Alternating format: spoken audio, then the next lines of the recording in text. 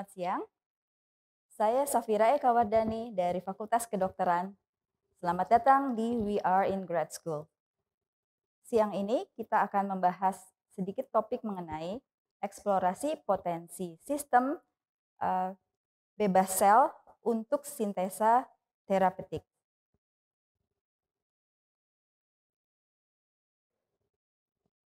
Walaupun kita baru terbebas dari pandemi baru-baru ini, tetapi ternyata film yang trending saat ini adalah mengenai dunia pasca pandemi oleh patogen lain yaitu parasit jamur. Menariknya di film ini pandemi berawal dari Indonesia seperti yang ditunjukkan di sini dan kemudian di film ini maju 20 tahun setelah terjadinya pandemi tersebut yang membuat dunia lebih dari sekedar hanya lockdown dibandingkan waktu pandemi COVID yang lalu, tetapi sampai menjadi pasca apokalips. Sewaktu pandemi COVID-19 di Indonesia kemarin, kita juga melihat bagaimana kebutuhan akan obat meningkat, tetapi sulit dipenuhi karena dunia sedang dalam keadaan lockdown. Misalnya, saat itu banyak yang mencari Actemra misalnya, ya. Itu adalah sebenarnya protein terapi. Dalam kondisi dunia pasca apokalips seperti itu atau dalam kondisi sekarang misalnya terjadinya bencana, kemudian adanya perang, hal yang menjadi pemikiran, salah satu pemikiran adalah bagaimana kebutuhan obat untuk berbagai macam penyakit seperti misalnya kanker bisa tetap dapat dipenuhi karena seperti kita tahu produksi obat, apalagi obat biologics atau protein therapeutics itu tidak mudah. Prosesnya memerlukan pemurnian yang jauh lebih rumit dibandingkan obat kimia biasa. Ini adalah tipikal pabrik penghasil biologics seperti bisa kita lihat di sini. Pada dasarnya yang utama adalah diperlukan fasilitas GMP atau Good Manufacturing Practice untuk menumbuhkan organisme yang dipakai sebagai sumber produksi protein terapeutik tersebut dan kemudian terutama adalah proses pemurnian protein terapeutik itu sendiri. Dalam kondisi bencana alam atau dalam kondisi perang, tentu saja fasilitas seperti ini tidak dapat berjalan atau tidak dapat dibangun kembali secara cepat. Nah, mengenai hal ini, sejak tahun 2004 sebenarnya hingga tahun 2012, DARPA di Amerika telah membuat suatu program penelitian untuk bagaimana caranya membuat pabrik sebesar ini bisa menjadi mobile dan dibawa-bawa ke medan perang dalam koper sebesar ini. Apakah itu mungkin? Bisa kita lihat di sini sebagian besar dari isi koper ini adalah sistem untuk purifikasi protein terapeutik tersebut. Sedangkan produksi terapeutiknya sendiri berada dalam satu kaset kecil ini. Nah, dalam satu kaset kecil tadi sebenarnya secara tradisional proses yang terjadi adalah seperti ini. Mula-mula tentu saja sel yang digunakan harus ditumbuhkan dahulu dari stok minus 80, kemudian ditumbuhkan di dalam flask, kemudian harus ditransfer ke dalam fermentor. Tentu saja fermentor ini juga bukan sesuatu yang mudah dipunyai oleh semua orang atau bahkan perusahaan, gitu ya. Nah, kemudian setelah proses fermentasi mulai proses pemanenan dan pemecahan sel serta sentrifugasi. Proses sentrifugasi ini juga memerlukan alat yang tidak murah terutama jika skalanya besar untuk memecah sel. Jadi kemudian diteruskan dengan proses pemurnian. Proses pemurnian ini juga memerlukan alat yang juga tidak murah. kromatografi pertama, low resolution, kemudian diteruskan dengan pemurnian kedua, purifikasi dengan resolusi lebih tinggi, kemudian dilakukan diafiltrasi, dan terakhir dilakukan formulasi.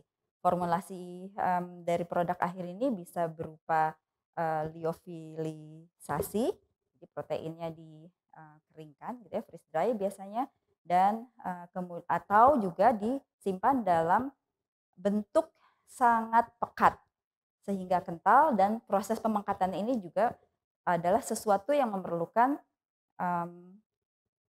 instrumen yang khusus dan tidak murah, dan paling penting adalah semua proses ini harus dijalankan dalam satu fasilitas GMP dan dalam kondisi steril. Tentu saja semua ini membuat harga obat di akhirnya menjadi tidak murah, dan untuk menekan harga tersebut tentu saja secara industri akan lebih menguntungkan jika satu proses ini dilakukan dalam satu batch yang besar, sehingga nanti proses QC dan sebagainya bisa dilakukan hanya sekali untuk satu dalam jumlah yang besar. Nah, tetapi tentu saja proses yang besar ini memerlukan keadaan kondisi dunia yang tenang, gitu. Nah, kita kembali kepada pabrik portable tersebut. Yang mempunyai ide gagasan ini adalah Bapak Rao, ya, yang mendapatkan grant bersama Profesor Ling dari Amerika, dari DARPA, ya, agen dari Biro Pemerintah Amerika, ya. Nah,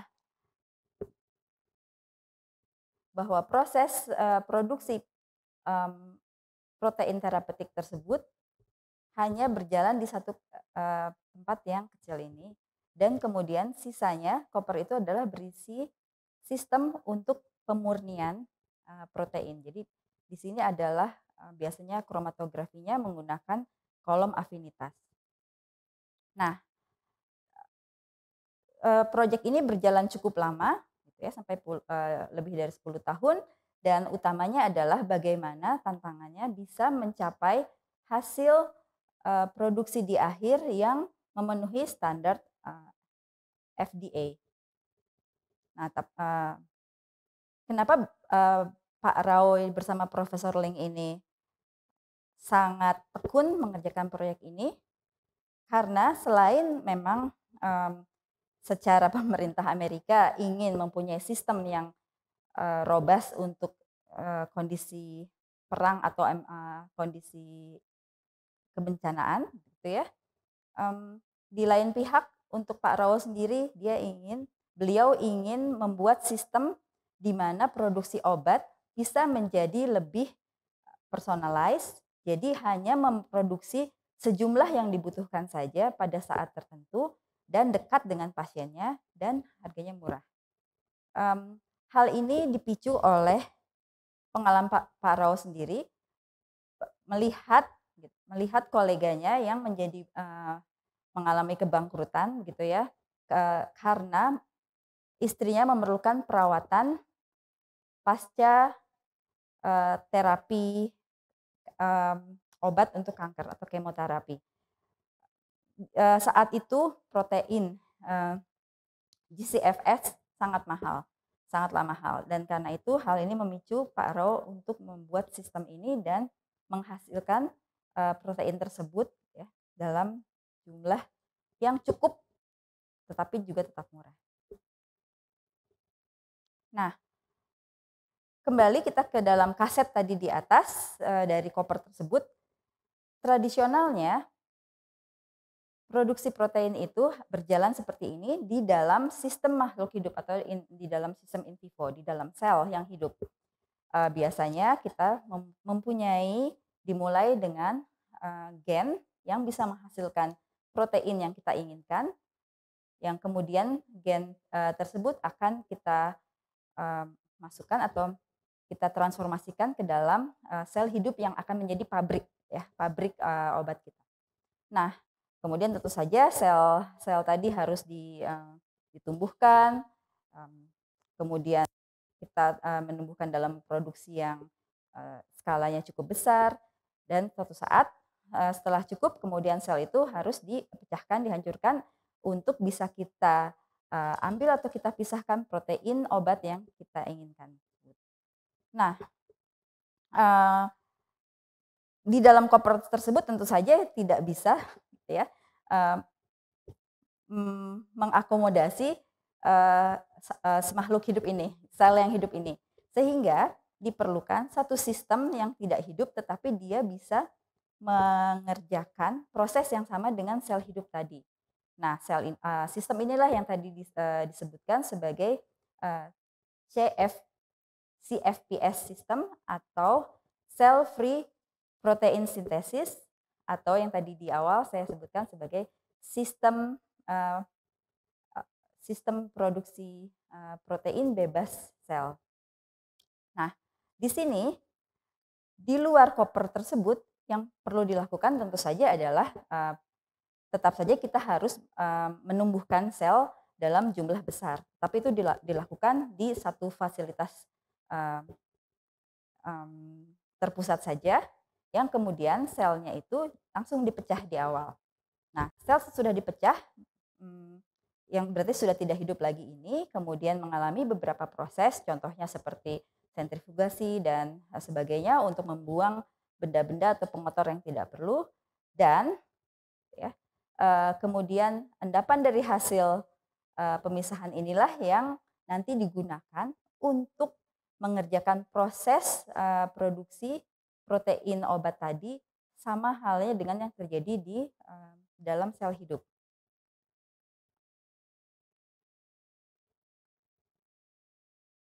Ini adalah gambaran lebih detailnya. Jadi yang terjadi di dalam koper tadi gitu ya adalah kita sebutnya ekstrak sel gitu, ekstrak sel yang sudah dipecah tadi. Kemudian di situ juga ditambahkan beberapa bahan untuk membuat produk biologis yang kita inginkan.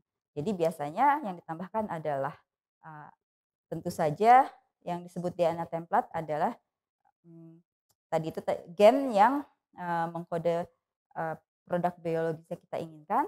Kemudian bahan lainnya adalah asam amino, kemudian ada nukleotida dan beberapa kofaktor, serta satu sistem yang dapat melakukan regenerasi ATP.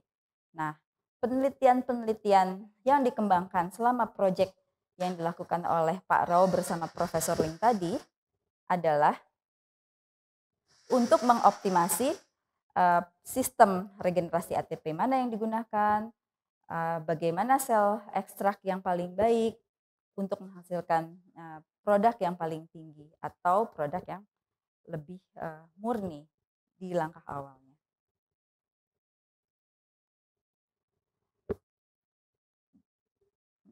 Di sini bisa kita lihat untuk menyiapkan ekstrak sel tadi, beberapa hal yang dapat dilakukan adalah pemilihan jenis selnya atau strain sel yang akan digunakan, bisa bakteri, bisa sel mamalia, CHO cell misalnya, bisa juga ragi atau yeast dan sebagainya. Ini adalah bergantung dari jenis protein obat apa yang ingin kita hasilkan. Apakah protein terapeutik tersebut memerlukan proses kimia yang lebih kompleks, misalnya pembentukan disulfide bridge misalnya. Nah, itu akan mempengaruhi pemilihan jenis sel yang akan digunakan. Kemudian hal lain yang dapat dioptimasi adalah pemilihan skala. Jadi skala sel ekstrak yang digunakan bisa dari sangat kecil, dari 1 mili hingga 200 liter. Tentu saja biasanya kalau 200 liter seperti ini sudah memerlukan fermentor yang besar di awalnya. Nah, Kemudian ada proses-proses pemilihan untuk proses lisis atau proses memecahkan selnya tersebut sendiri, dan hal ini bisa banyak berpengaruh juga terhadap kualitas ekstrak sel yang dihasilkan. Misalnya apakah pemecahan selnya dengan menggunakan cara mekanik ya, atau dengan menggunakan tekanan, atau menggunakan akustik, atau secara kimia, atau menggunakan suhu. Ini semua mempengaruhi kualitas dari ekstrak sel tersebut, karena di dalam ekstrak sel tersebut hal yang kita perlukan atau hal yang kita mau ambil dari itu adalah mesin pembuat protein yang ada dalam sel tersebut, yaitu sistem ribosomnya. Nah, kemudian setelah lisis ada beberapa hal juga yang dapat dioptimasi, ya, misalnya penggunaan dialisis. Nah, ini adalah contoh bagaimana membuat ekstrak sel, lisat sel dari E. coli, bakteri E. coli. Ini adalah biasanya yang paling mudah atau paling awal. Tentu saja selnya ditumbuhkan, kemudian penumbuhan sel ini juga memerlukan waktu sendiri, mungkin sekitar 1-2 hari gitu ya. Kemudian setelah dilakukan tadi pemecahan sel, lisis, dilakukan proses sentrifugasi. Sentrifugasinya ini juga memerlukan instrumen yang kadang khusus gitu ya, jadi dia harus besar atau dia harus dingin, dan kemudian diteruskan dengan proses terakhirnya adalah dialisis gitu ya. Semua proses ini memerlukan waktu kira-kira beberapa hari sampai 1 minggu.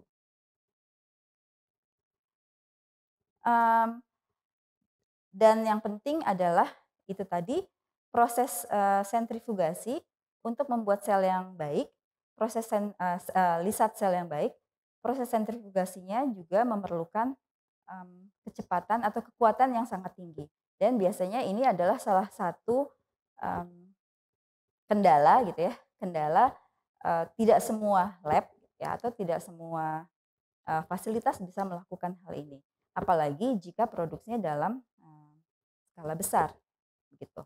Nah, di sini ada beberapa penelitian yang dilakukan untuk bagaimana caranya mengurangi proses sentrifugasi ini, atau mengurangi proses setelah sentrifugasi juga kondisi sel lisat itu harus disimpan dalam suhu yang dingin. Kadang-kadang ada yang memerlukan suhu harus minus 80, dan ini adalah merupakan hal yang membuat biaya produksi menjadi meningkat. Karena tentu saja freezer minus 80 harganya sangat jauh dengan freezer di rumah kita biasa gitu ya.